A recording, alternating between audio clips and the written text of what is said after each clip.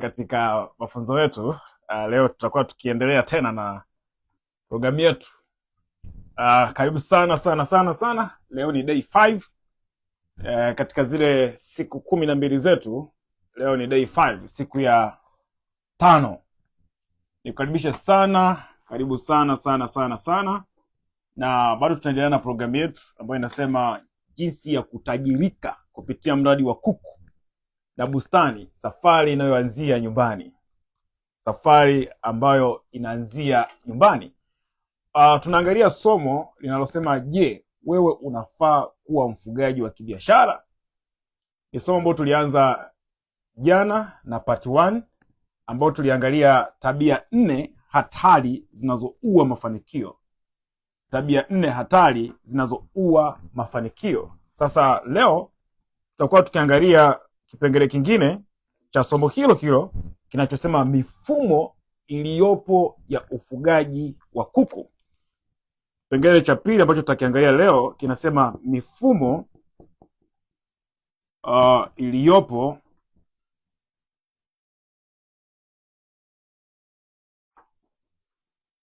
ya ufugaji wa kuku. Mifumo iliyopo ya ufugaji wa kuku, kwa maana ya kwamba sasa unatakiwa ujijue, ujitambue wewe upo katika mfumo gani.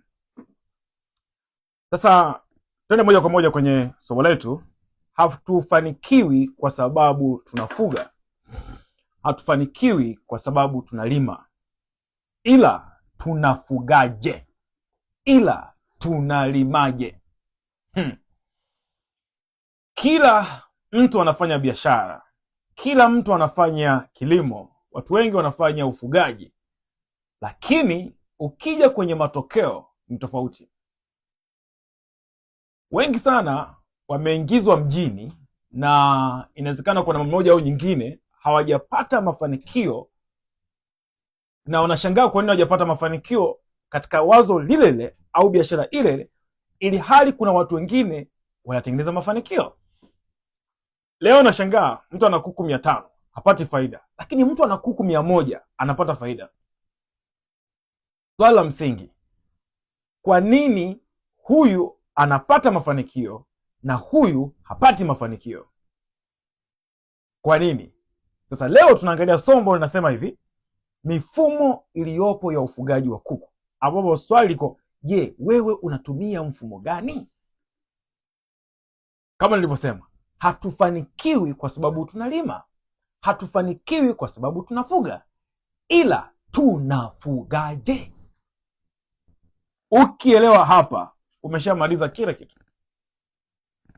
Ishu sio kufuga kuku, ishu sio kulima bustani. Na hichi ndio kitu ambacho kinadanganya watu wengi. Utatafuta biashara inayolipa, utatafuta kazi inayolipa, lakini unakuta kwako hailipi. Sasa kwa nini kwako hailipi wakati biashara ile au kazi ile imetengeneza watu wengine matajiri? Hailipi kwa sababu shida sio kazi.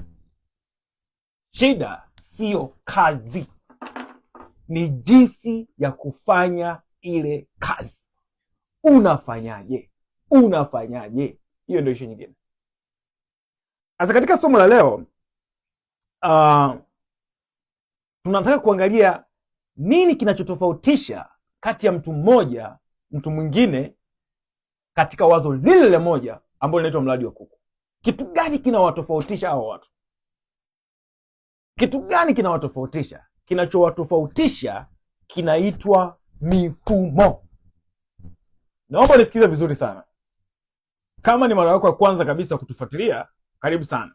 Kama umekuwa ukitufuatilia, ninaamini kabisa utakuwa unaelewa kitu gani tunazungumzia, kwa sababu tunapozungumzia wazo la mradi wa kuku, wazo la mradi wa bustani, bustani hizi ambazo watu wengine wanaziona kama sasa siniotesha hata matembele hapa, zinawapatia watu 500 kwa mwezi, zinawapatia watu milioni kwa mwezi. Kuku hawa ambao mtu mwingine unaona kama sasa kuku bwana, sinifunge hata kuku tu, hao watu wanatengeneza 500 kwa mwezi, wanatengeneza milioni 1 kwa mwezi. Sasa swali la msingi ni kwamba, je, ni kuku au ni kitu gani? Leo nataka nikupe siri. Sio kuku, sio bustani. Bustani kila mtu anaweza kuifanya, kuku kila mtu anaweza kuwafuga. Ndio maana tunasema kuna kuishi na kuku na kuna kufuga kuku kibiashara. Kuna kufuga kuku kama mradi na kuna kufuga kuku ili mradi. Haya ni mambo tofauti kabisa. Kwa hiyo sasa, tunapozungumzia mfumo tunamaanisha nini? Tunapozungumzia mfumo, kwa sababu tunazungumzia mifumo iliyopo ya ufugaji wa kuku. Mfumo maana yake nini? Mfumo ni mpangilio wa vitu vinavyofanya kazi pamoja. Ni mpangilio wa vitu vinavyofanya kazi pamoja. Mpangilio wa vitu vinavyofanya kazi pamoja, huo tunaita mfumo, ili kufikia matokeo fulani. Ili tufikie matokeo fulani, kwa lugha rahisi tunasema kwamba mfumo sio kufanya kitu. Mfumo sio kufanya biashara. Mfumo sio kufuga kuku. Mfumo sio kuwa na bustani. Mfumo ni jinsi unavyokifanya kile kitu kila siku bila kubahatisha. Yaani jinsi unavyofanya kile kitu kila siku bila kubahatisha. Hiyo inaitwa ni mfumo. Sasa sifa kubwa za mfumo ni nini? Ziko sifa 4. Unajuaje kama biashara yako ina mfumo? Kuna mambo 4 lazima yawepo. Kuna mambo 4 lazima yawepo. Mambo 4 yanayotengeneza mfumo.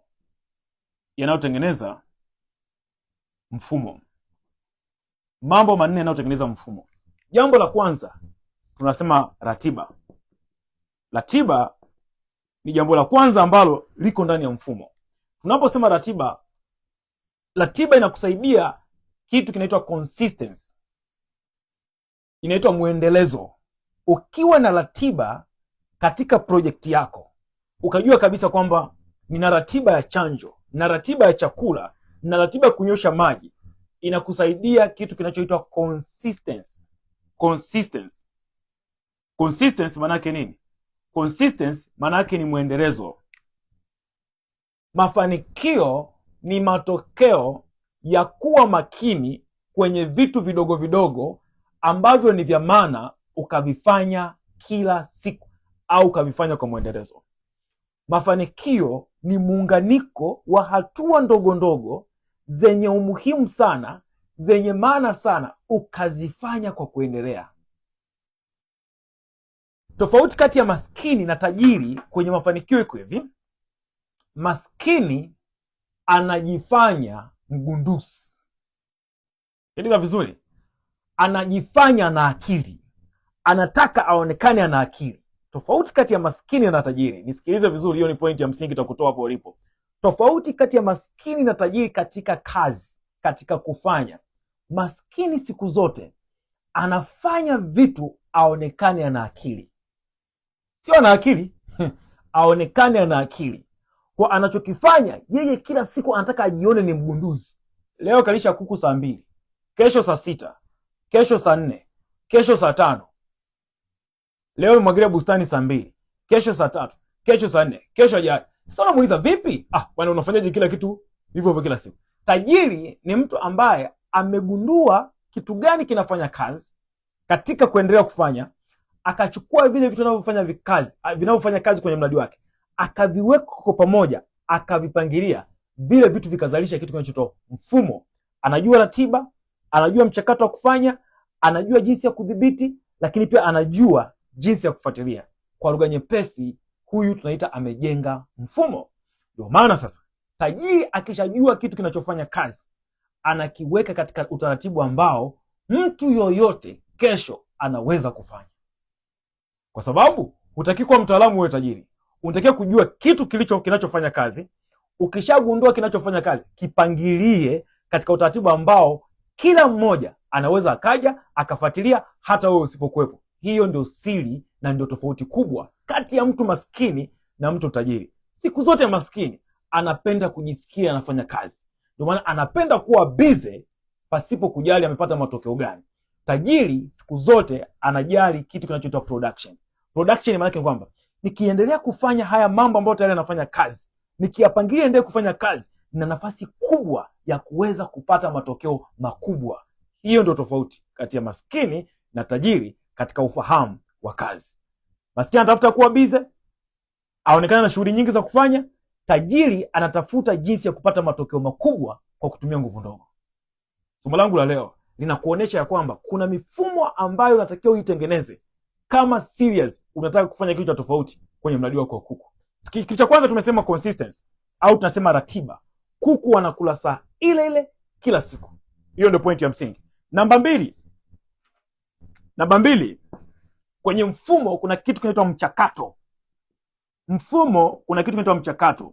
Mchakato maana yake nini? Mchakato ni process. Tunaita process. Mchakato maana yake ni process. Sasa lazima uwe na mchakato. Mchakato maana yake nini? Kwa mfano, kuna hatua za wazi. Chakula, yani mchakato ni kwamba hatua hii ikiisha inakuja nini? Nikifanya hiki kitakuja nini? Okay, unajua yani mchakato mzima wa mradi wako. Leo kwa mfano ukiulizwa mpaka kuku ametoa mayai au mpaka kuku atoe mayai, ni hatua gani unatakiwa upitie? Unatakiwa uelewe kwamba lazima nipate mbegu bora, lazima niwe na eneo la kufugia, lazima niweze kudhibiti magonjwa, lazima niweze kuwa na uhakika wa lishe na chakula, lazima niwe na uhakika na soko imara, lakini pia lazima niwe na mkakati wa kuendelea kupata taarifa sahihi kulingana na maendeleo ya mradi wangu. Hapa unaweza ukafanikiwa kuwa na mradi wa kuku utakao kufanya uweze kufanikisha malengo yako makubwa ya kipesa. Sasa haya ni mambo yote kwa ujumla. Swali linakuja, nikitaka leo nifanikiwe katika kila siku, nifanye kila siku kwa umakini, vitu gani vya kuzingatia? Unajua kabisa kuku wanapewa chakula. Wakishapewa chakula ambapo kwa mfano kuna maji, kuna usafi, kuna ukaguzi. Yaani kuna cycle ambayo, kuna mzunguko ambao unaufuatilia kila siku. Kila siku una ratiba kweli kwamba saa 2 cha kwanza nimesema ni ratiba. Wanatakiwa kuku walishwe. Lakini huo mchakato wa kuwalisha naanza na hiki na hiki na kile. Hiyo ni sehemu ya pili ya mfumo. Namba 3, lazima uwe na kitu kinaitwa control, tunaita udhibiti. Mfumo lazima una kitu kinaitwa udhibiti. Udhibiti tunaita control. Mfumo lazima uwe na kitu kinaitwa ucontrol. Control inamaanisha nini? Control inamaanisha hivi, unajua ni kuku wangapi na wanakula kiasi gani. Unajua kabisa na kuku wangapi na wanakula kiasi gani. Kuku analishwa kwa umri, tena ni umri wa wiki. Kuku akishafika kwenye growers, my friend, inabidi kwenye growers ndio uchague kwamba hawa kuku nataka wawe wa mayai au nataka wawe wa nyama. Nini kinatofautisha? Vipimo vya chakula vinatofautisha kwamba hawa kuku wangu nimewafuga nataka wawe wa nyama, hawa nimewafuga nataka wawe wa mayai. Sasa hivyo vipimo kila wiki kuna kipimo chake. Sasa unaweza kudhibiti? Yaani kuna mfumo wa kudhibiti ambao umeuweka. Huu mfumo utakusaidia hata mtu mwingine asipokuwepo. Anajua leo ni wiki ngapi? Wiki ya 5. Kuku anakula gramu ngapi? Gramu 5. Aha, mzani uko wapi? Huu hapa. Chakula kiko wapi? Hiki hapa. Unaona mambo yanavyoenda? Anakuja anachota chakula, anajaza, anaenda kuwapatia kuku. Nimekwambia mtu mwenye mafanikio anatengeneza mfumo ambao hata asipokuwepo mambo yanaendelea. Huo tunaita udhibiti au tunaita control. Unajua ni kuku wangapi lakini wanakula kiasi gani. Na namba 4 ni ufuatiliaji. Namba 4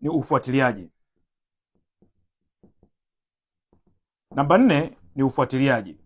Ufuatiliaji maana yake nini? Tunaita measurement. Measurement maana yake ni kupima au kufuatilia. Mfumo lazima uwe na uwezekano wa kufuatilia. Kwa mfano, kuna tofauti sana kati ya mtu ambaye yuko nyumbani ambaye ameamua kuingia kwenye mradi wa kuku na ndio kazi yake, anataka kufanya serious, na mwingine ambaye yeye anafanya biashara au ameajiriwa lakini anataka kuingia kwenye mradi wa kuku. Hawa ni watu wawili tofauti. Yule mtu ambaye yuko nyumbani, yeye manake atawajibika kwa mambo yote kuhusu ule mradi. Yule ambaye yuko kazini au ameajiriwa au anafanya biashara akaamua kuanzisha mradi, kwa asilimia kubwa atakuwa yeye sio mwajibikaji kwa asilimia zote. Kama kuna mtu atamweka, nakumbuka kuna mwanafunzi wangu mmoja Imani, yeye ni mwalimu. Sasa alikuwa anaamka asubuhi, analisha kuku wake, anawaombea, jioni anakuja kukuta kwa salamu, na maisha yaliendelea. Sasa ikiwa umemweka mtu, yule mtu ndio atakuwa anahudumia, wewe utakuwa unafuatilia. Sasa kama yule mtu atakuwa anahudumia, kusipokuwepo na mpangilio wa mfumo, unapoteza mradi. Manake ni kwamba lazima kuwe kuna mpangilio wa ratiba, yule mtu anafuata ratiba. Lazima kuwe kuna mchakato umemweleza, bwana, hatua ya kwanza tukienda kwenye banda la kuku, tunakagua kuku. Tunakagua kuna mgonjwa, kuna mwenye shida? Hapana. Hatua ya pili tunaangalia, tunaondoa vyombo au tunakagua vyombo. Hatua ya tatu tunaweka sijui hapa tutaosha vyombo. Hatua ya 4 tutafanya hiki. Hiki chote kinaitwa process au mchakato.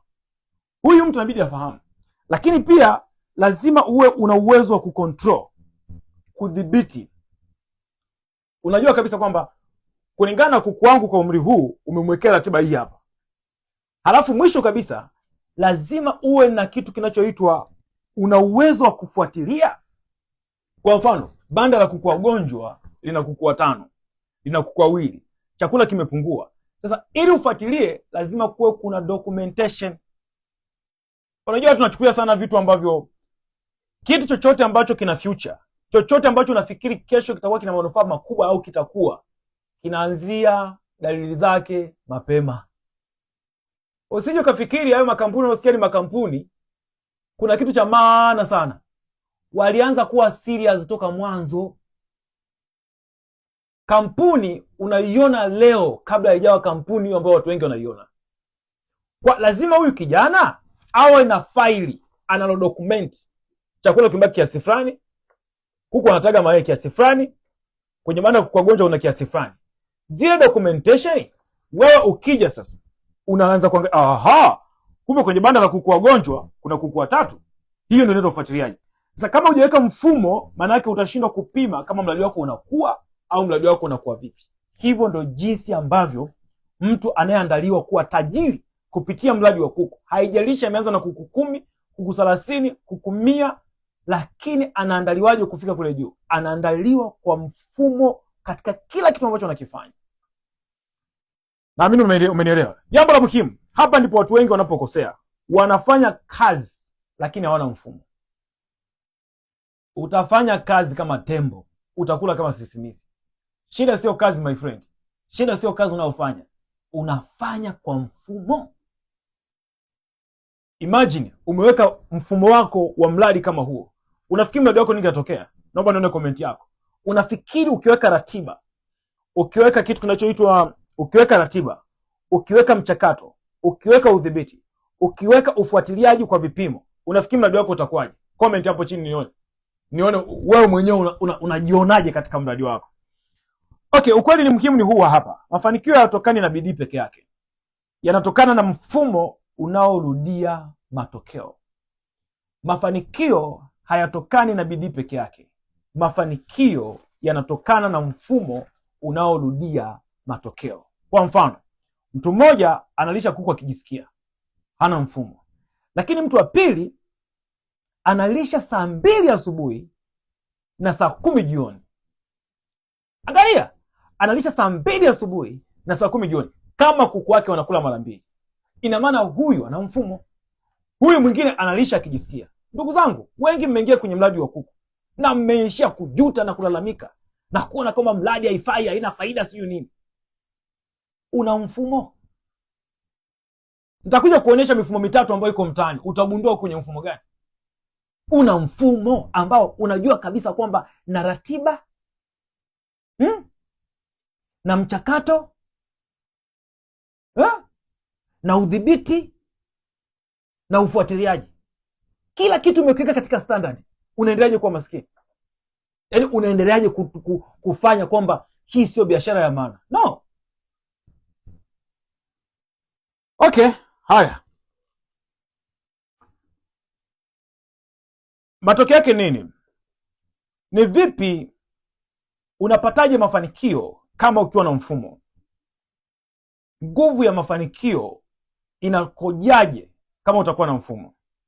Mfumo unakupa vitu vitatu vikubwa. Namba moja, unapunguza makosa.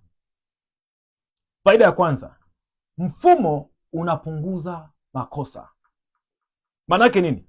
Hautasahau chakula, hautatachelewesha chanjo. Si kuna ratiba, kuna kila kitu kimepangiliwa. Hutasahau chakula, hutasahau chanjo. Hiyo ni faida ya kwanza. Mfumo unapunguza makosa. Acheni kubabaisha, acheni kubahatisha vitu, fanya vitu katika standard. Kazi inaanza kidogo, ila ukubwa wa kazi, hiyo kazi itafika wapi baada ya miaka mitatu ijayo, itafika wapi baada ya miaka kadhaa ijayo, sio kazi unayofanya. Unaifanyaje?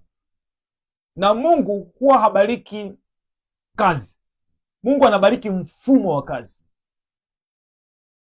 Kwa sababu Mungu anasema kama uko serious kwenye jambo dogo, wewe unafaa kwenda kwenye jambo kubwa.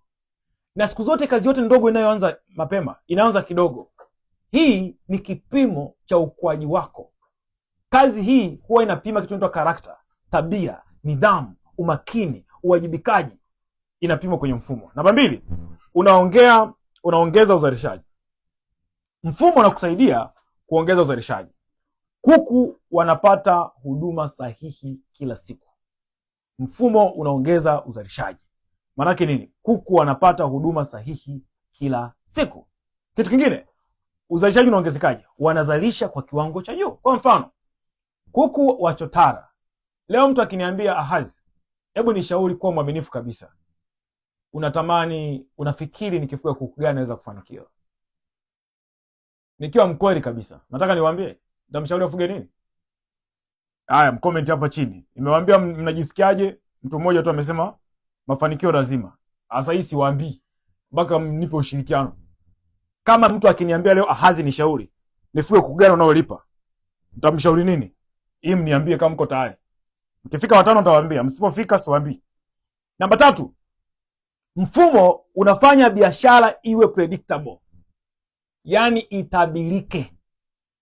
Mfumo unafanya biashara itabirike. Kivipi?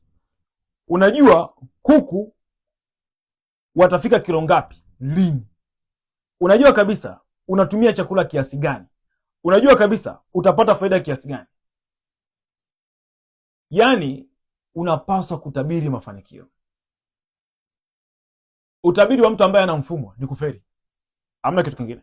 Kwa hiyo ndio tofauti kati ya ufugaji wa kawaida na ufugaji wa biashara.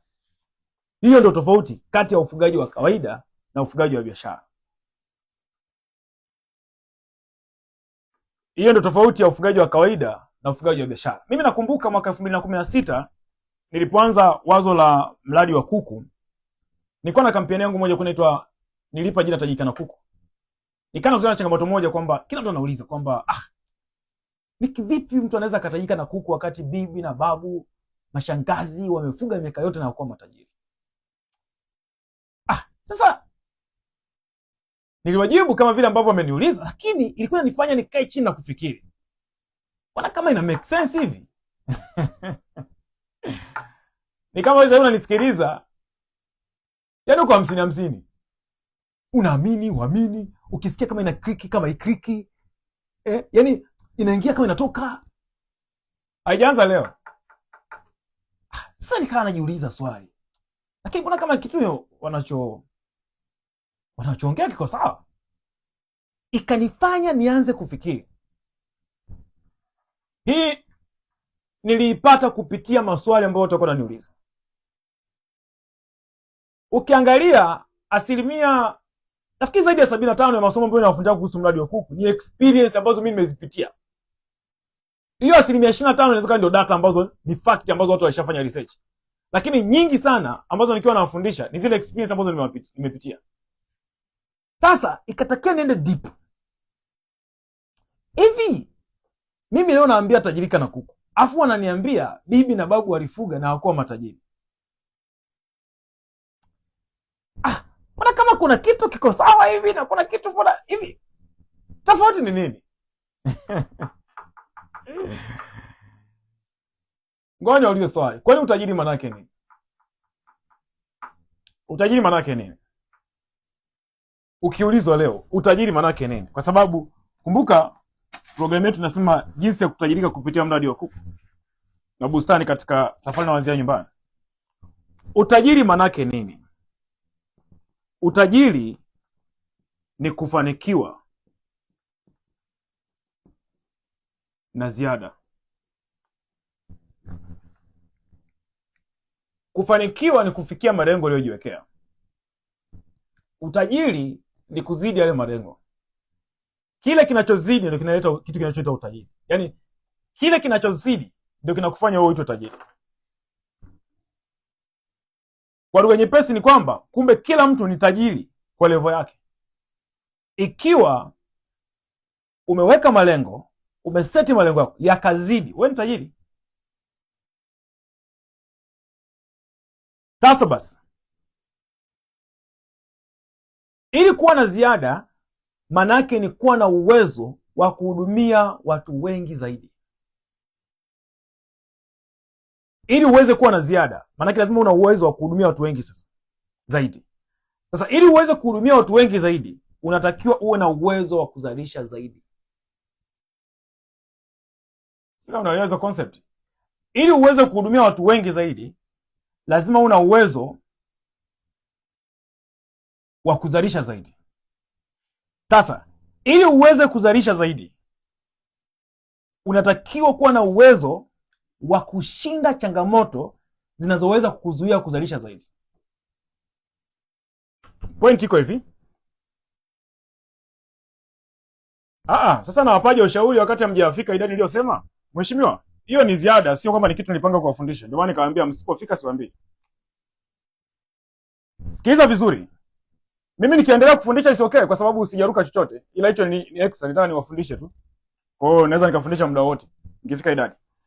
Utajiri ni tumesema ni kufanikiwa na kuwa na ziada. Sasa ili ufanikiwe na uwe na ziada, lazima uwe na uwezo wa kuzalisha zaidi.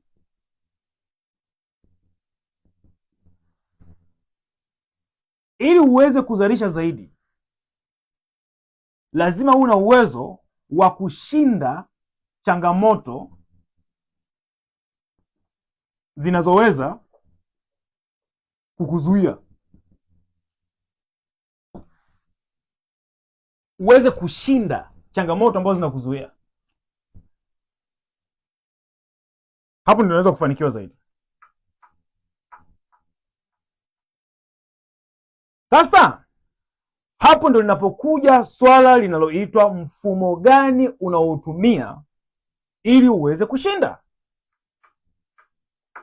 Sasa tunaweza tukajiuliza, bibi na babu ambao tunasema hawakufanikiwa walitumia mfumo gani? Kilichofanya wasifanikiwe sio kufuga kuku.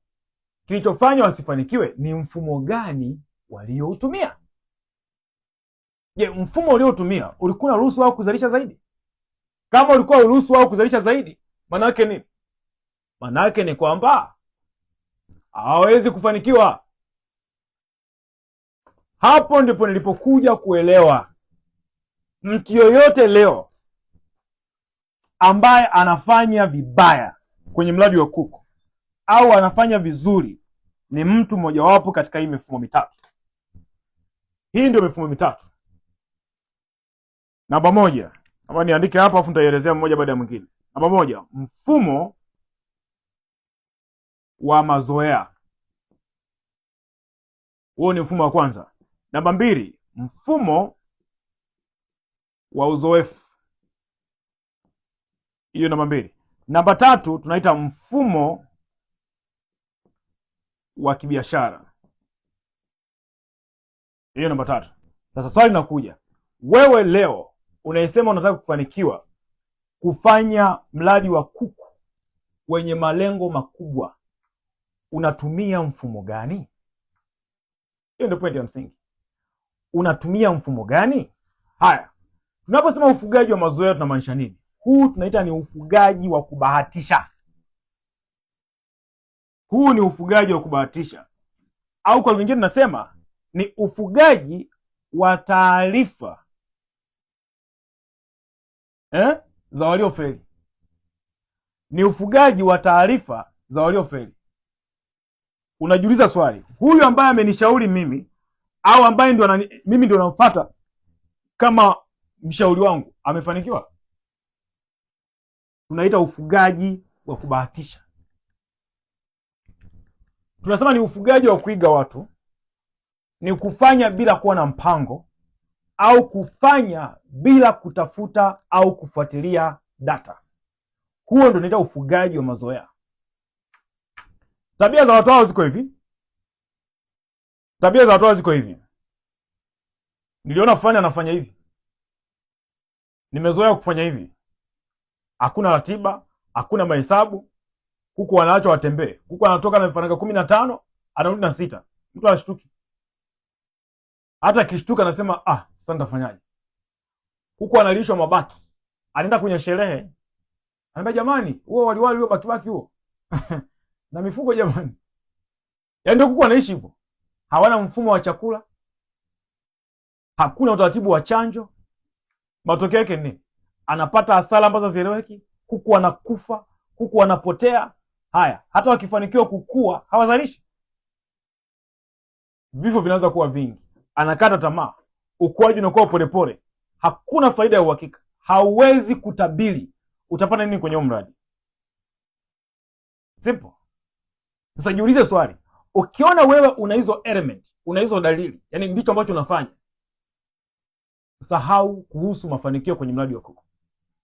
Mfumo huu ndio unawafanya watu wanakuwa busy lakini hawana matokeo. Yani akijieleza kwa mtu, yani mimi siku hizi ni mfugaji, yani mimi nafuga kuku, acha kabisa. Anakuwa busy lakini hana matokeo. Huo ni mfumo wa kwanza, na ndio mfumo ambao umetengeneza maskini wengi kwenye mradi wa kuku.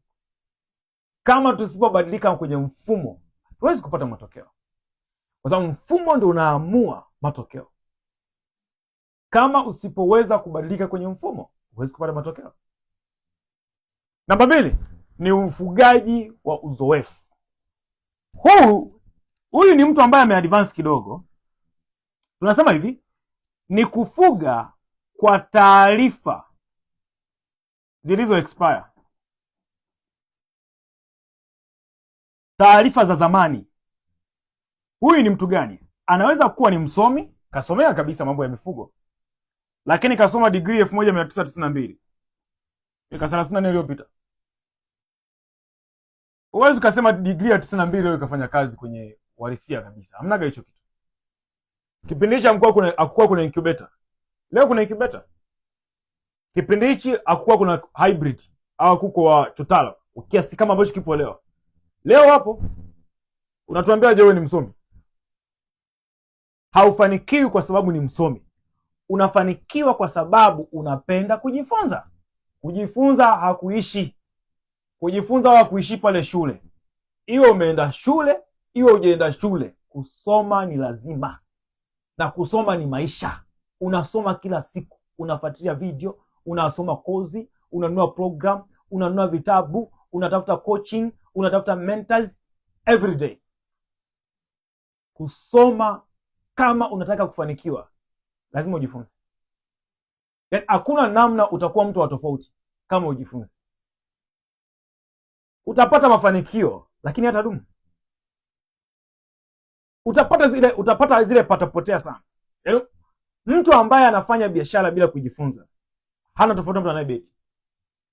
Ni swala la muda tu, vinapotea vyote. Sasa hao watu wa kwenye kundi hili ni watu ambao wanaamini, wanafahamu lakini kiuhalisia walijifunza zamani. Sio tu wasomi. Kuna mtu ambaye anaweza kuwa aliwahi kununua kozi fulani, akatumia ile kozi akafanya mambo ya katiki. Hataki kusikia kitabu, hataki kusikia kozi, hataki kusikia wataalamu. Alisoma kitabu fulani kikamsaidia, hataki kusikia chochote.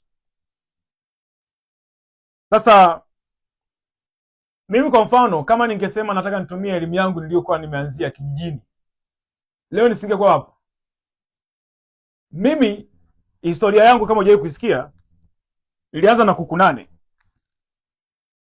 lakini baada ya miezi 6 nilikuwa na kuku zaidi ya 500. Hawa ni kuku wa asili. Sasa niliwezaje kuwazalisha hivi? Nitawafundisha kwenye masomo yajayo. Na muda wangu umeshaisha hapa, lakini nafikiri kwenye somo lijalo nitawafundisha. Sasa issue ni kwamba nilipata mbinu ya kuzalisha kwa kutumia kuku wenyewe, sio mashine ya kutotolesha. Lakini faida niliyokuwa nayo ni maeneo kijijini, unajua ni makubwa. Nilipokuja mjini hakuna maeneo makubwa, lakini kuna incubator. Nikasema sawa, nikaanza upya kujifunza. Leo naendelea. Miaka 11 iliyopita nilikuwa natumia huo mfumo. Leo sifanyi hivyo tena. Sasa sema mimi najifunza, mimi najua, mimi sijui nini na uzoefu. Kuna kitu kinaitwa experience.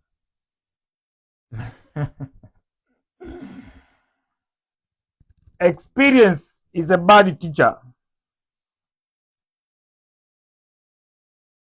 Na sehemu nyingine nasema experience is an enemy of progress. Wakati mwingine uzoefu ndio unazuia watu hawafanikiwi. Kwa nini? Anasema mimi nafanyaga hivi, inakuwaga hivi bwana. Mawazo mapya yanakuja, hataki kubadilika. Kwa mwisho wa siku anajikuta anaendelea kulandalanda hapo hapo. Tunasema kuna makundi mawili ya watu wa kwenye mfumo huu. Kuna wale ambao walikaa muda mrefu kwenye ufugaji, labda na miaka 10 na kuendelea, lakini kuna wale ambao wameweza kusomea lakini zamani. Tabia zao ni nini? Nimefuga sana mimi najua. Maana hawapo tayari kusikiliza, hawapo tayari kujinoa zaidi, lakini pia hawapendi kubadilika na wanapuuza elimu mpya. Sasa hiyo ndio changamoto. Hiyo ndio changamoto. Na matokeo ya ufugaji wa uzoefu ni nini? Wanabaki pale pale. Kuna kitu kinaitwa stagnation. Wanabaki pale pale, hawaendelei popote, hawakui na hawawezi kukuza zile biashara. Kwa sababu siku zote mafanikio hayawezi kukua zaidi ya uwezo ulionao wa akili.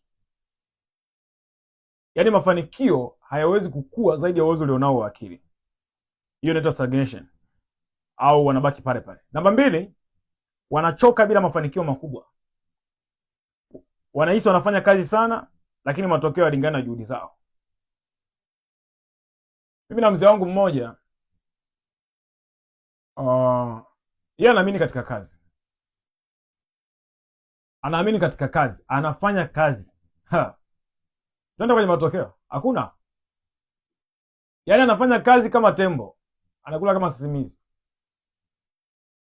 Sasa kazi inaendana na, unasema ili ufanikiwe unahitaji vitu vitatu. Cha kwanza unahitaji bidii. Cha pili unahitaji maarifa.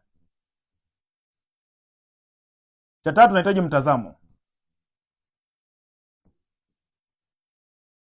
Sasa angalia matokeo. Hivi ndio vitu vitatu ambavyo vitakufanya wewe mtu wa tofauti kwenye maisha yako. Chochote unachofanya, hakikisha unaweka bidii, usiache maarifa, usisaliti mtazamo. Iko hivi, katika 100% ya haya mambo matatu, angalia mgawanyo wa mchango. Bidii inachangia 5%. Maarifa inachangia 25%. Mtazamo unachangia 70%. Kwa hiyo nikuulize swali, kipi ambacho kinachangia 1% kubwa? Kinaonekana tu, ni mtazamo. Maana yake ni hii hapa. Watu wengi wanaweka bidii,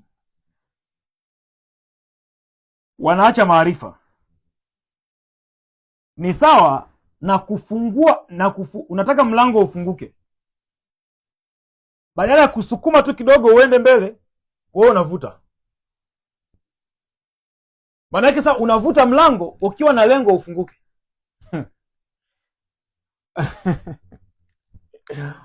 Mtu ameweka mradi wa milioni 2, milioni 1, anamtafuta kijana huko mbali, anamleta. Kazi ya kijana ni moja tu, akiona chakula kimepungua anajaza, akiona kimepungua anajaza tena, maji ya jana anaweka juu.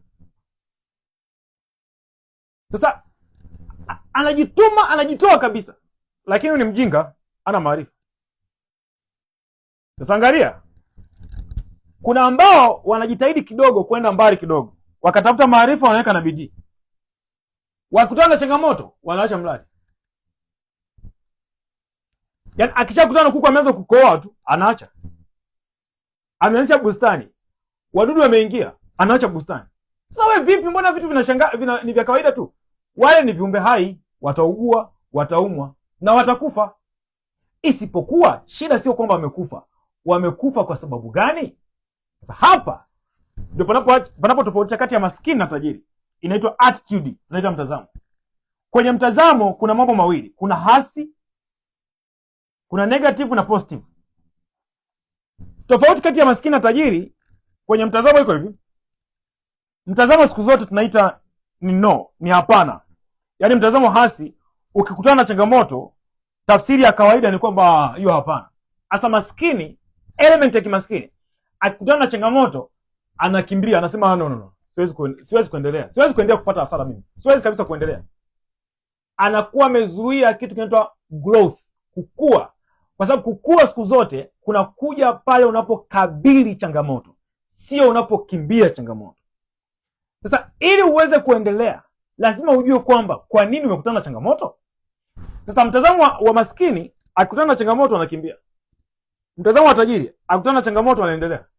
Anasema no, hii next opportunity. Nawezaje kufanya, au tunasema tajiri anaamini kwamba ni wake up call. Wake up call maana yake ni kengele ya kumwambia kwamba amka, kuna kitu huko sawa. Jifunze, rekebisha, labda kwenye maarifa au kwenye utekelezaji au yumba kwenye bidii. Ndio maana matajiri wanachanganya vitu vitatu.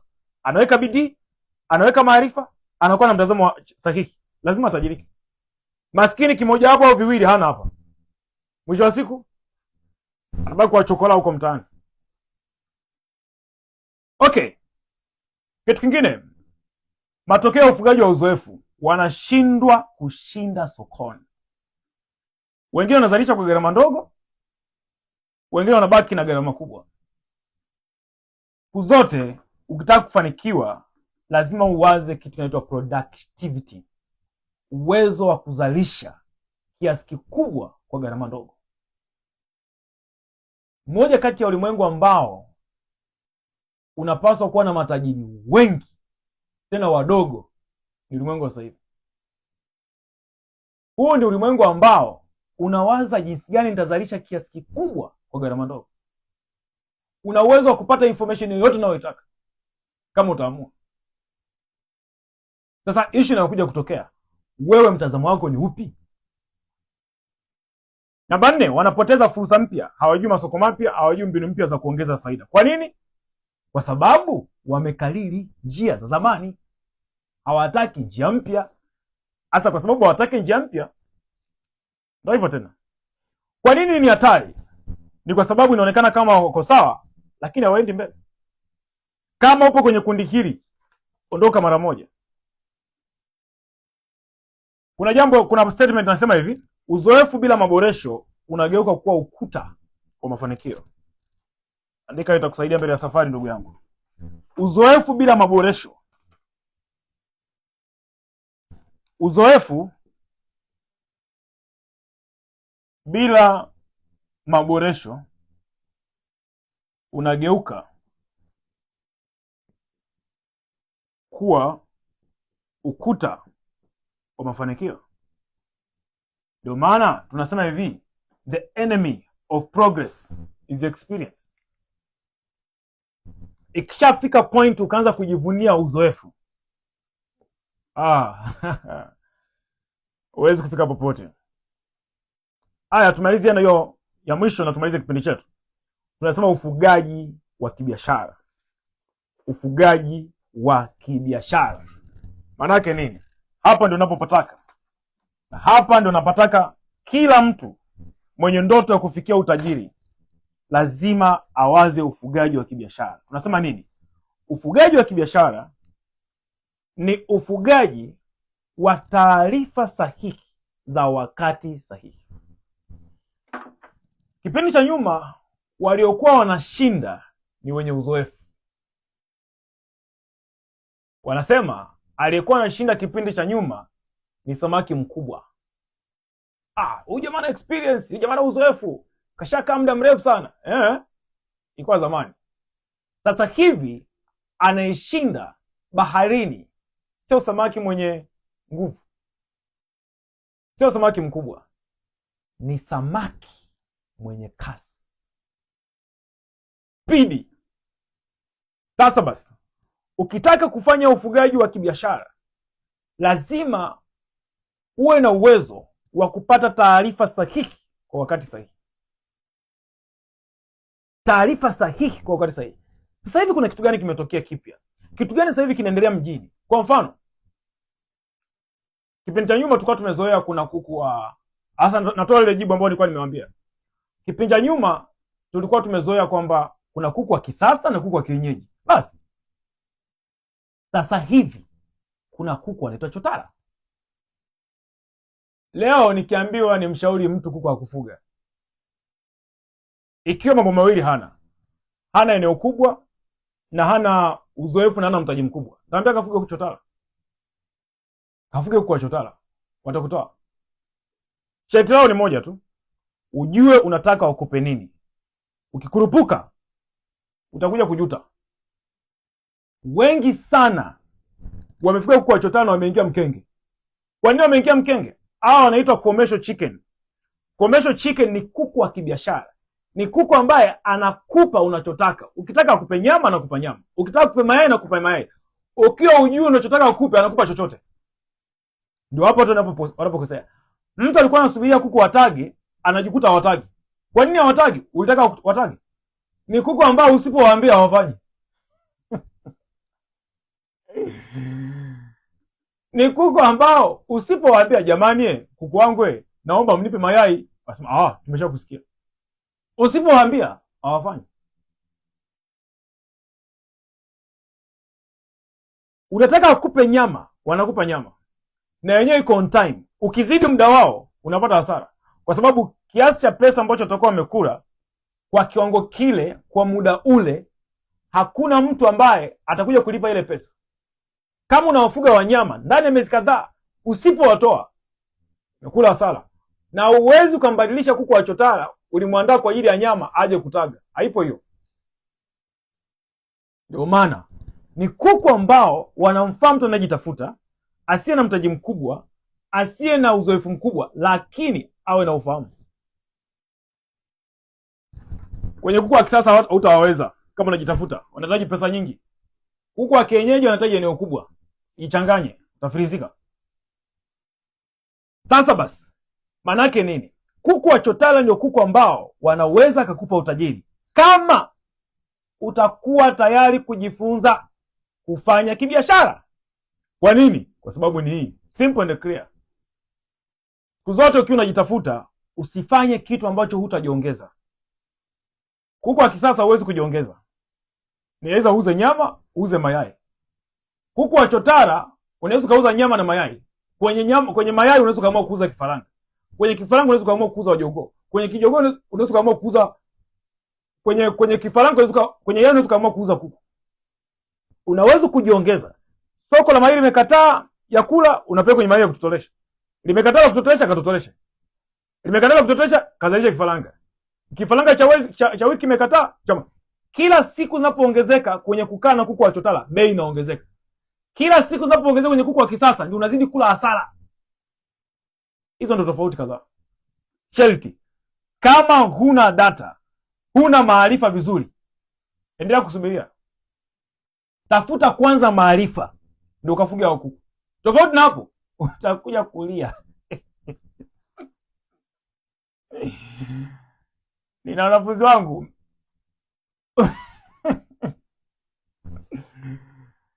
mimi najua nyinyi mnasikiliza, mnapata hasira, mnachukia, mnahuzunika. So mwalimu anacheka cheka nini? Nacheka kwa sababu kuna mengine sio mazuri lakini anahuzunisha. Hivi ninavyokuambia na kusisitiza wewe hivi, nasisitiza kila siku, lakini watu wanakwenda afu wakirudi unafurahi zaidi kwa sababu wanakuwa wamepoteza pesa. Na mwanafunzi wangu mmoja aisee, nikampa ushauri, sikiliza mzee, haya mambo sio kurupuka. Kimuemwe cha pesa kisikutoe, kisikufanye ukapoteza pesa haraka. Tumekubaliana kabisa. Nitaingia kwenye program nini? Haya. Nakutafuta. Na mimi nikikupigia simu mara moja, nikakupigia simu mara ya pili hujapokea, naacha na wewe. Sihangaiki. Kwa sababu najua kitakukuta tu. Otherwise usifanye huo mradi. Sasa anarudi baada ya miezi 4, anapumulia mashine. Poteza pesa, poteza kuku zaidi ya 300. Kwenye maisha muombe Mungu ujifunze kwa makosa au ujifunze kwa ufahamu. Sasa ada utakaolipa kwenye makosa upangi. Yaani upangi. Ukiamua kufia kwa milioni 5 yote unafia kwa hivi unaona. Kosa moja tu kideri kaingia au ndui kaingia. Unaanza kuwapenda majirani. Unaitoa ule upendo wa kujipendekeza. Jamani majirani mko sawa? Nimekuja kuwasalimia. Kumbe umekuja kuwaletea kuku wanakaribia kufa wakusaidie kula. Hawa ndio watu ambao anakula kuku akiwa anaumwa. Au yaani sikiliza. Anakula kuku akiwa anaumwa au yeye akiwa anaumwa. Umeona tutokea? Ndugu zangu, msikurupuke. Ufugaji wa kibiashara ni kufuga kwa taarifa sahihi za wakati sahihi. Watu wengi wanaoferi kwenye miradi wanakurupuka. Kuku hawajawahi kuwa kuku wabaya, lakini watu wanaofuga. Na naongea hivi hovyo ili uchukie. Kwa sababu gani? Ilikuwa ni bora usingenisikiliza ukafanya ukakosea kuliko unisikilize na ukakosea. Kwani bora tu nikwambie ukweli kwamba ukikurupuka yatakukuta. Si tuko hapa, mimi si niko miaka yote tu mtandaoni. Na Mungu hata niua mpaka ulete matokeo. Mpaka ulete matokeo.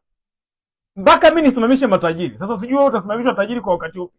Kwa wakati wako ukiwa umeshafeli ukainuka tena, au kwa wakati huu twende pamoja? Tabia za watu ambao wanafanya kibiashara, kwanza wanajua gharama za kupata wanachokitaka. Wapo tayari. Lakini pia wanafanya kila kitu kwa utaratibu na ratiba. Hawabahatishi vitu. Na zaidi wana mfumo wa soko.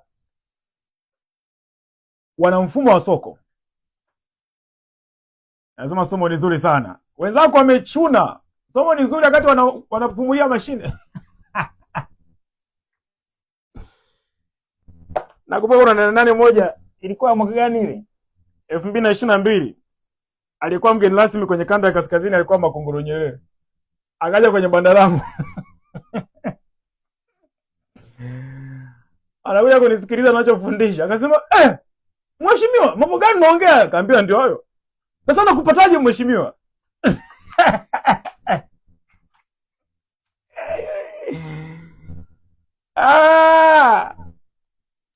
Mheshimiwa, mimi na experience ya miaka 12 kwenye mradi wa kuku. Lakini nasoma kila siku. Naweza nikawafundisha bila kuwa na notes, lakini nimeandaa notes. Kwa sababu ya kurupuka. Nachoongea naelewa naelewa nachoongea. Kama uko serious, twende tukafanye serious. Lakini kama unaigiza, hiyo hela achana nayo. Lipia watoto wako ada. Usipeleke kwenye mradi wa kuku. Yatakukuta. Tena sio madogo. Watu wanaofanya kibiashara wanajiuliza maswali yafuatayo. Nimewekeza kiasi gani? Kwa nini nawekeza ili nipate nini? nawekeza nipate nini? Anawekeza apate nini? Lakini wajiuliza swali kama hili, natarajia kupata kiasi gani? Yaani nitauza nini nipate nini? Sikiliza, unapoingia kwenye mradi wa kuku pap, cha kwanza kabisa lazima uwe na uwezo wa kuona mwisho toka mwanzo. Usiseme mimi nitakachopata ni hicho hicho, utafeli.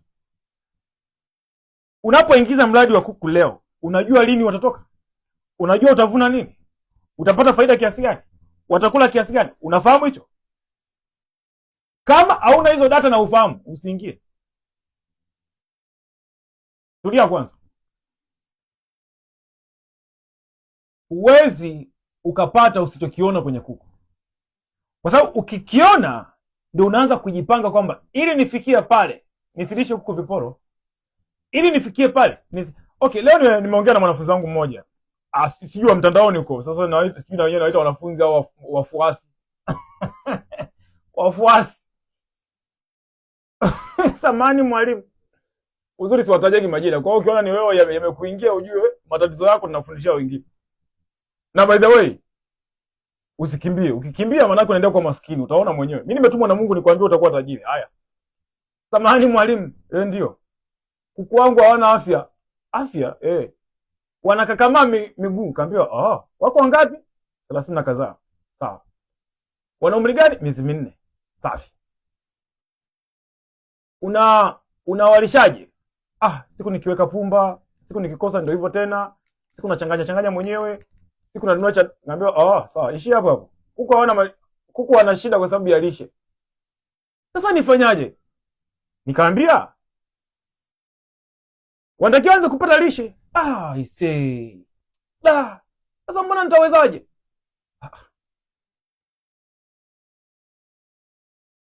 Sasa kwa lugha nyepesi, ili upate kufanikiwa lazima ulipe gharama za mafanikio. Zangaika kinachotokea. Wengi mnaingia kwenye mradi wa kuku kwa kusikia, kwa kuiga, kwa kuona. Unaingia kwenye mradi wa kuku, hujui wanatakiwa kula nini, idadi ya kuku na budget ambayo wanatakiwa kula hujui. Sasa kama hujui, unategemea nini? Ndio ile mambo niliwaambia hivi. Mtu amekwambia ukianza na kuku 1000 utapata milioni 5. Ukianza na kuku 500 utapata milioni 3. Ukianza na 100 utapata milioni au laki 7. Wewe unachagua kuchukua kuku wengi. Unafahamu jinsi ya kuwalisha? Hamna. Yatakukuta mtu wa Njombe huyo. Natarajia kupata kiasi gani? Nitauza nini? Lazima ujue. Kitu kingine, nawezaje kuongeza faida? Nilichowaambia jamani, biashara zinazoleta utajiri siko mbili tu. Hizo zingine mbwembwe tu. Kuna rank 6 za biashara. Ni biashara ya uzalishaji. Hiyo nyingine sitawatajia. Tutatajia siku nyingine. Biashara ya uzalishaji, tunaita production business. Na mradi wa kuku uko kwenye production business. Kwa nini hii biashara inaweza kuleta utajiri? Kwa sababu wewe ndio unapanga faida. Na hata iwaje, hapa nirudie tena, hata iwaje, hakuna anayeweza kujua umepata faida kiasi gani. Iko hivi, biashara zingine zote tunaita trade. Trade ni biashara za kuchuuza. Inaweza kuwa trade au inaweza kuwa business. Hizi hapa zinaitwa trade au business. Hizi unanunua kitu 500, unauza 600. Kila mtu anajua mpata faida 100. Ndio maana hizi biashara, ukiona unafanya biashara yoyote na kitu kinaitwa suggested price, huwezi kuwa tajiri. Inaitwa bei iliyopendekezwa. Yaani umepimiwa. Bei iliyopimiwa. Ulipopimiwa ile bei, ukitoa usafiri, ukitoa kitu gani, kinachobakia ndio ya kwako. Kama ni shilingi 20, shilingi 50. Sasa, tofauti ya biashara za namna hii na biashara hii ambayo nazungumzia ya production, ndio maana na ujasiri wa kukwambia utakuwa tajiri kama uko serious. Biashara ya production is amazing. Kwa mfano, sokoni bidhaa inauzwa shilingi 500, si ndio? Wewe upangi bei, unapanga profit. Kuna mtu ambaye kwenye hii 500 anapata faida 450. uzalishaji 50. Kuna mtu kwenye hii 500 anapata faida 400. Kuna mwingine anapata faida 300. Kuna mwingine anapata faida 100. Kuna mwingine anapata faida shilingi 50. Kuna mwingine anapata faida shilingi 20 kwenye biashara hii. Kwa nini kuna tofauti? Ukiweza kucontrol gharama za chakula na ukiweza kucontrol magonjwa, ukaweza kudhibiti mbegu ambayo inatakiwa, halafu ukapata soko ambalo ndio lenyewe, brother, sister, utajiri ule pale, na watu watakutafuta na tochi, hawataka wajue umetajirika kupitia nini. Kwa nini? Sio biashara pia za kukopi. Ni biashara ambayo ili uzalishe unahitaji kasi ya akili yako. Biashara ya uzalishaji ni biashara inaweza kukufanya kuwa tajiri. Ni issue ya muda. Ipe muda, jifunze, ifanye katika usahihi. Miaka 3, miaka 5, wewe ni mtu mwingine kabisa. Nasema na matajiri wako Arusha. Juzi kwa naangalia mwanafunzi wetu mmoja yuko Dar es Salaam, anaitwa Oswald. Anazalisha faranga zaidi ya 2000 kila wiki. Anaenda, nafikiri atakuwa ameshaenda. Ameenda Uganda kutafuta mbegu ya kuku. Yaani anauza mpaka soko limemzidi, inabidi sasa advance kutafuta sasa species nyingine. Imagine. Sasa huyo ndo nazungumzia sasa zile scale za kuzalisha. Anataka kuongeza mashine, anataka kuingia kwenye biashara ya kuzalisha chakula na kupaki. Mtu anayezalisha chakula na anapaki, huwezi kujua faida aliyopata. Mtu anayezalisha kuku na anauza wale kuku, huwezi kujua faida aliyopata. Mtu ambaye amezalisha yai, angalia kinachotokea. Yaani sijui mnakwama wapi. Huu mwaka ukiendelea kuwa maskini wewe umeamua. Sikiliza, yai linauzwa tray shilingi 8000. Ni wastani wa shilingi 350 mpaka 400 kwa tray. No. 8000 ukigawanya hapo ni kama 250 hivi. Mpaka hapo tuseme 300.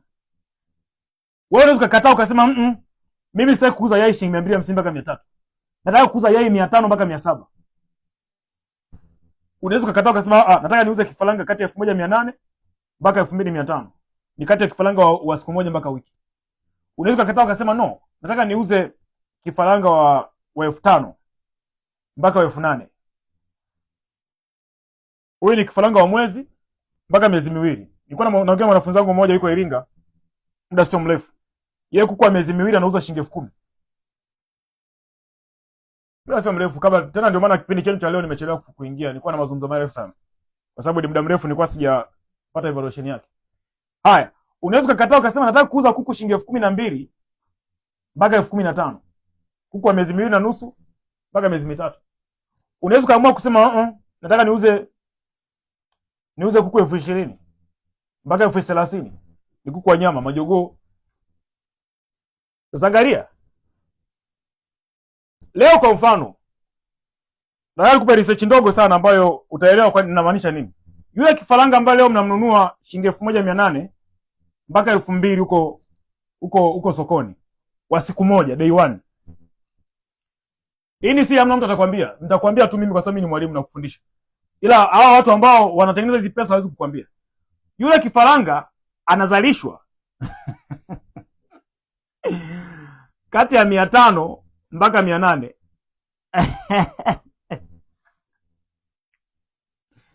Yaani kati ya shilingi 500 mpaka shilingi 800. Sasa angalia, hapa katikati inategemea na ubora wa mayai, ubora wa mashine, ubora wa mhudumu aliyekuwa anazalisha. Yaani hizi ni gharama zote, amepata chanjo, kila kitu, bla kila kitu. Leo anauza shilingi 1800 mpaka 2000. Na kuna wengine anauza mpaka 2500. Sasa angalia, bei inabaki pale pale iko fixed. Lakini wewe kama mzalishaji unatakiwa kucheza na gharama hizi hapa nani? Jinsi ambavyo unakuwa uko fit kwenye ufahamu, ndivyo ambavyo unaweza kupata pesa nyingi zaidi. Unashindaje kwa matajiri?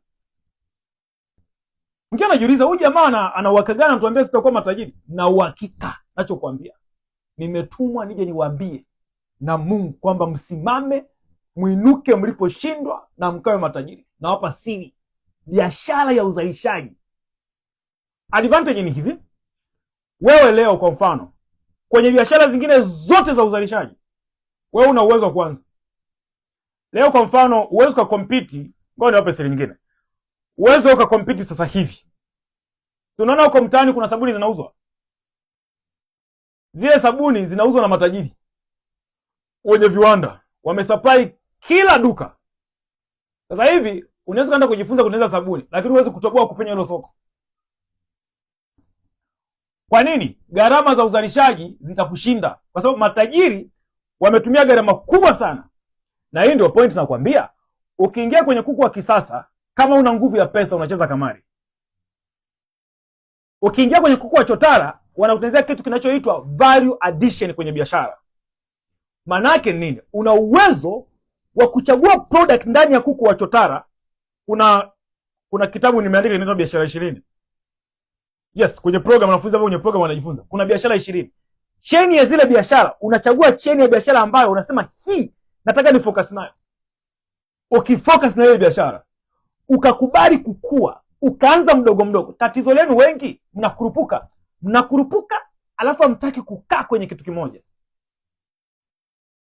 Kabla sianza kuwafundisha mtandaoni, mimi nimefundisha Arusha miaka 7, mguu kwa mguu, mtaa kwa mtaa. Ndio maana mifano yangu mingi ya wanafunzi wa kuku natolega ya Arusha. Kabla sijafundisha mtandaoni, nimefundisha miaka 4 mtandaoni bila mtu kunielewa. Unakaa kwenye kitu mpaka kieleweke. Umeanza leo, baada ya siku 2, baada ya siku 3.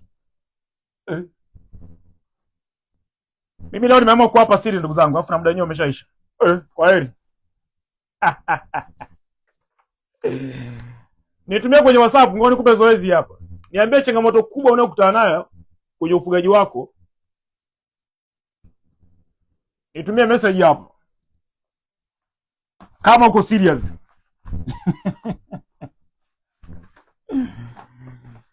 Nitumie message kwenye WhatsApp.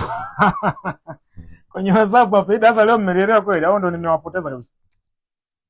Nitumie message kwenye WhatsApp 0761 825 808. Nipe zoezi hili hapa. Nitakushauri kitu. Najua hapo ulipo umechanganyikiwa, unajua hata kwa kuanzia. Nikiongea na wewe nitakushauri cha kufanya. Niambie ni changamoto gani inayokuzuia kuanza au inakutatiza kuendelea. Unaweza kuwa umeshaanza lakini kuna changamoto inayokuzuia kuvuka viwango, na kuna changamoto inayokuzuia kuendelea. Niambie kwenye WhatsApp hapo. Niambie kwenye WhatsApp. Taweza kukupatia majibu. Kitu kingine nimalizie, kama uko serious na unataka tukushike mkono hatua kwa hatua, andika neno program kwenye WhatsApp hiyo hiyo. Ambia mwalimu, naomba kujua utaratibu wa program zenu. Lakini tulitoa offer pia ya support ya mwezi mmoja na kupatia program ya awali. Program ambayo wana charge 133. Tulitoa offer ya kulipa shilingi 50,000. Ukiwa unajiandaa kuingia kwenye program kubwa, unalipia hiyo, unapata haya masomo yote ambayo nafundisha hapa. Nafundisha kwa haraka, yapo katika mfumo wa PDF, audio pamoja na video, na tutakupa support ya mwezi mzima. Baada ya kulipa 133,000 unalipa 50,000. Hii ni kwa wale ambao labda wameshindwa kuafford kuingia kwa haraka kwenye program kubwa. Sasa uko serious, lipia hiyo. Tuandike neno program, unasema nataka kulipia. Why? Kwa sababu unafikiri ofa yake inaisha muda sio mrefu. Muda wote inaweza kaisha. Lakini kitu kingine ambacho ni tahadhari, naomba niiseme alafu nilikuwa nimesahau. Kama uliwahi kufikiri kuingia kwenye program zetu yoyote, iwe ni ya bustani ya kuku, bustani level ya kwanza, bustani level ya pili, alafu bado unalemba lemba, kuna mabadiliko nataka tuyafanye kwenye program zote. Kuna offer tunaziondoa. Sasa kama uliwahi ku show interest, tuliwahi kuzungumza au whatever, njoo tufate inbox tuambie. Yaani sijui nikwambiaje, sijui nitumie lugha gani ili unielewe, lakini kwa sababu tulitakiwa tu tumeshabadilisha, lakini tumepata changamoto kidogo ya kompyuta yetu, iko kwa wataalamu wanaitengeneza. Lakini muda wote kompyuta yetu ikishakuwa live tunabadilisha huo mfumo. Sasa tukibadilisha ndio inatupa uhalali kwamba tumebadilisha, lakini sasa tulishapanga kubadilisha toka muda mrefu na management. Sasa hii ni golden chance. Labda kompyuta imeblock ili kuna mtu mmoja hapa asaidike. Kwa hiyo tunabadilisha baadhi ya ofa katika mfumo ambao kama uliona zamani ilikuwa hivi, haitakuwa hivyo tena. Sasa kama utawahi, una nafasi ya wewe pia kuweza kupata ofa ambayo ipo around. Kazi kwako, tucheke kwenye WhatsApp, hiyo namba ambayo nimekutajia na ipo kwenye screen yako 0761 825 808. Otherwise sisi tuko hapa tunakutana kwa ajili ya kuhakikisha kwamba wale wenye ndoto wanafanikisha ndoto zao. Ni kijiwe chetu ambacho tunakutana nacho hapa kwa muda huu tulionao, saa 1:30, saa 2, lakini leo tumechelewa kidogo kwa sababu ya changamoto zilizokuwa nje ya uwezo wetu. Lakini ukaribisha sana, mwalike na mtu mwingine atufollow Profitable Farm kwenye WhatsApp, lakini pia nenda kwenye YouTube, andika Profitable Farm TZ. Kuna masomo mengi tumekuwa tukishare huko. Nikutakie heri, hakikisha unafuatia hizo program ambazo nimekuambia kama kweli uko serious. Ubarikiwe.